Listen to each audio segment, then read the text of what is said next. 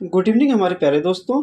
स्वागत है एक बार फिर से आपके अपने यूट्यूब चैनल लर्न विथ एजे के साथ। दोस्तों, आशा करते हैं आप स्वस्थ और मस्त होंगे, पढ़ाई लिखाई अच्छी खासी चल रही होगी। दोस्तों, जैसा कि मैं आपको क्लास 10th की पोइट्री के 2 चैप्टर ऑलरेडी पढ़ा चुका हूं, तो आज मैं आपके तीसरे चैप्टर और टाइगर इन द जू की हिंदी एक्सप्लेनेशन को लेकर मैं आपके सामने हाजिर हूँ।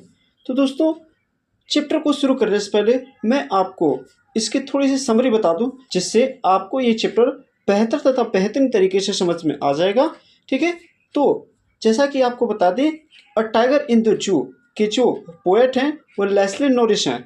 ठीक है, इस पोएम के माध्यम से जो लेस्ली नॉरिस है वो ये बताना चाहती हैं कि यदि किसी की भी स्वतंत्रता छीन ली जाती है तो उसका जो स्वभाव है उसमें क्या होता है, परिवर्तन आ जाता है। इस कविता के माध्यम से आप देखेंगे कि किस प्रकार से जब कोई बाघ पिंजरे में होता है तो उसकी स्थिति या उसका स्वभाव वो कुछ और होता है, लेकिन जब वही बाघ क्या होता है, जब चिड़ियाघरों में होता है तब उसकी स्थिति कुछ और होती है। लेकिन जब वही बाघ जंगलों में खुले तौर पर आज़ादी से घूम रहा होता है, वो किसी का गुलाम नहीं होता, तो वो क्या करता है, लोगों को गुर्राता है, लोगों को डराता है, जिससे लोग क्या होते हैं, डरते हैं। ठीक है, तो इस कविता के माध्यम से हम इन दोनों स्थितियों को क्या करेंगे दोस्तों, देखेंगे। देखिए दोस्तों, ध्यान से एक एक लाइन को देखते रहिएगा, आपको जो वर्ड मीनिंग हार्ड लगेगी उसकी वर्ड मीनिंग आपको लिख लीजिएगा। लिखा है, ही स्टक्स, ही मिस हुआ, स्टक्स मिस होता है शान से चलना, इन हिज विविड स्टेप, अपनी चमकदार धारियों के साथ, द फ्यू स्टेप, कुछ कदम, ऑफ हिज केस, अपने पिंजरे में। यानी एक बाघ जो कि पिंजरे में है अपनी चमकदार धारियों के साथ कुछ कदम पिंजरे में चलता है। फिर से समझिए, ही मिस हुआ, स्टक्स मिस होता है शान से चलता है, इन हिज विविड स्टेप, अपनी चमकदार धारियों के साथ, the few step of his cage, एक बाघ जो पिंजरे में है वह अपनी चमकदार धारियों के साथ, जो इसकी चमकदार धारियां हैं उसके साथ अपने पिंजरे में बड़े शान से चलता है। ठीक है, on pads of velvet quite, उसके पैरों के तलवे गद्देदार व मुलायम है, उसके पैरों के तलवे गद्देदार व मुलायम है। इन हिज क्वार्टरेज, क्या सर, देखिए, on pads of velvet quite, उसके पैरों के तलवे गद्देदार और मुलायम है, इसलिए वो बिना कोई आवाज किए चलता है। और उसके जो शाही चाल है दोस्तों, वो पिंजरे में कुछ कदमों तक सीमित है, क्योंकि वह पिंजरा बंद है। और उसके आगे क्या है, इन हिज क्वार्टरेज, इसलिए वह क्रोधित दिखता है परंतु शांत रहता है। क्या, परंतु वह क्रोधित दिखता है परंतु क्या रहता है, शांत रहता है। फिर से एक बार देखते मेरे साथ मिलाइएगा।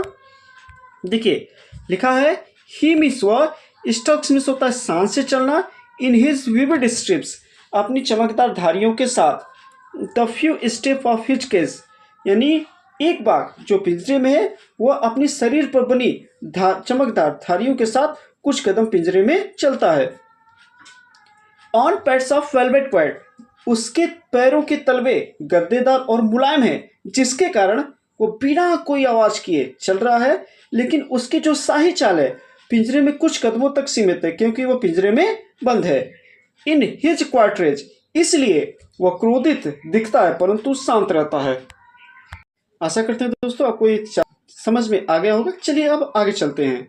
देखिए क्या लिखा है, ही शुड बी, क्या लिखा है दोस्तों, देखिए मेरे साथ, ही शुड बी लर्किंग, मतलब होता है घात लगाना, इन शैडो में, छांव में। क्या, अब कभी जंगल में रहने वाले बाघ की बात करेगा। पहले 4 लाइन में किस बाघ की बात हो रही थी, वह बाघ जो पिंजरे में था। अभी इस वाले लाइन में कभी उस बाघ की बात करेगा जो बाघ क्या है, जंगलों में है। तो देखिए, he should B lurking means घात लगाएगा, इन शैडो मीन्स छांव में, यानी कभी अब जंगल में रहने वाले बाघ की बात करता है, वह कहता है या कल्पना करता है कि वह बाघ छाए में घात लगाए बैठा होगा, वह बाघ छांव में घात लगाए बैठा होगा, स्लाइडिंग सरक रहा होगा, थ्रू लॉन्ग ग्रासेस, और वह किसी जलाशय के पास घास में सरक रहा होगा, near the water hole means किसी जलाशय के पास, sliding through the long grass, किसी लंबी घासों से सरक रहा होगा, नियर द वाटर होल, किसी तालाब के पास या जलाशय के पास। देखिए, he should B lurking in Shadow, यानी अब जो ये लाइन है इसमें कवि जंगल में रहने वाले बाघ की बात कर रहा है। तो वो कहते हैं और वो कल्पना करते हैं कि वह बाघ छाँव में खाद लगाए बैठा होगा, स्लाइडिंग सरक रहा होगा थ्रू लॉन्ग ग्रासेस, लंबे घासों से, नियर द वाटर होल, उस जलाशय के पास। यानी वह खाद लगाए बैठा होगा और किसी जलाशय के पास घास पर सरक रहा होगा। वियर प्लम डियर पास, जहाँ पर से मोटे ताजे हिरण गुजर रहे होंगे। यानी उन मोटे ताजे हिरणों पर जो वहाँ से गुजर रहे होंगे उन पर आक्रमण करने के लिए घात लगाए बैठा होगा। ठीक है, और आशा और उम्मीद करते हैं आपको ये समझ में आ गया होगा ये भी 4 लाइन। अब चलते हैं हम आप अपने अगले चौथे लाइन की तरफ। देखिए दोस्तों, अब क्या है, he should be snarling around houses. ध्यान से समझिएगा, यहाँ कवि कल्पना करता है कि जंगल में रहने वाला बाघ जंगल के किसी छोर पर स्थित घरों के चारों ओर क्या कर रहा होगा, गुर्रा रहा होगा। फिर से देखिए, he should be snarling around houses at the jungle edge. कहने का मतलब यहाँ कवि कल्पना करता है कि जंगल में रहने वाला बाघ जंगल के किसी घर छोर के पर स्थित, क्या जंगल के छोर पर स्थित घरों के चारों तरफ क्या कर रहा होगा, गुर्रा रहा होगा। बैरिंग हिज वाइट फैंक्स, ठीक है, अपने लंबे तीखे सफेद दांतों को दिखा रहा होगा। हिज क्रॉस, अपने पंजों को दिखा रहा होगा, अपने सफेद तीखे दांतों को दिखा रहा होगा और अपने पंजों को दिखा रहा होगा। टेरोराइजिंग द विलेज, और जिससे गांव वालों को क्या कर रहा होगा, डरा रहा होगा। ठीक है, फिर से एक बार देख लीजिए क्या कर रहा है। देखिए, he should be snarling around houses at the jungle edge. कहने का मतलब यहाँ कवि कल्पना करता है कि जंगल में रहने वाला बाघ जंगल के छोर पर स्थित या किनारे पर स्थित घरों के चारों ओर गुर्रा रहा होगा। ठीक है, burning his white fangs his clause. देखिए क्या है, टेरोराइजिंग द विलेज, यानी अब वो गांव वालों को क्या कर रहा होगा, डरा रहा होगा। ठीक है दोस्तों, आशा तो उम्मीद करते हैं कि आपको ये भी लाइन समझ में आया गई होगी। अब चलिए अपने चलते हैं अगले लाइन की तरफ। देखिए दोस्तों, इस लाइन को पढ़ने से पहले हम एक आपको बात बता दें कि अब कवि उस बाघ की कल्पना करेगा जो जंगल में स्वतंत्र था, परंतु अब उसे लाकर पिंजरे में डाल दिया गया है। क्या, इस 4 लाइन में कवि उन बाघों के बारे में बात करेगा जिसे स्वतंत्र जंगलों से उठाकर लाकर पिंजरे में बंद कर दिया गया है। देखिए अब, but he is locked in a concrete cell, लेकिन उसे कंक्रीट की मजबूत कोठरी में कैद कर दिया गया है या बंद कर दिया गया है। But he is locked in a concrete cell, लेकिन उसे कंक्रीट की मजबूत कोठरी में बंद कर दिया गया है। हिज स्ट्रेंथ बिहाइंड बार्स, कहने का मतलब उसकी शक्ति सलाखों के पीछे बंद कर दी गई है, उसकी शक्तियों को सलाखों के पीछे बंद कर दी गई है। Stalking the length of his cage ignoring visitor, यानी वह आगंतुकों, यानी जो चिड़ियाघर में आने वाले लोग हैं, उनकी परवाह न करते हुए पूरी शान से या पूरी लंबाई से चलता है। फिर से देखिए सारी लाइन का ध्यान से देखिएगा दोस्तों। But he is locked in concrete cell, लेकिन उसे कंक्रीट की मजबूत कोठरी में बंद कर दिया गया है या कैद कर दिया गया है। हिज स्ट्रेंथ बिहाइंड बार, उसकी शक्तियां सलाखों के पीछे बंद कर दी गई हैं।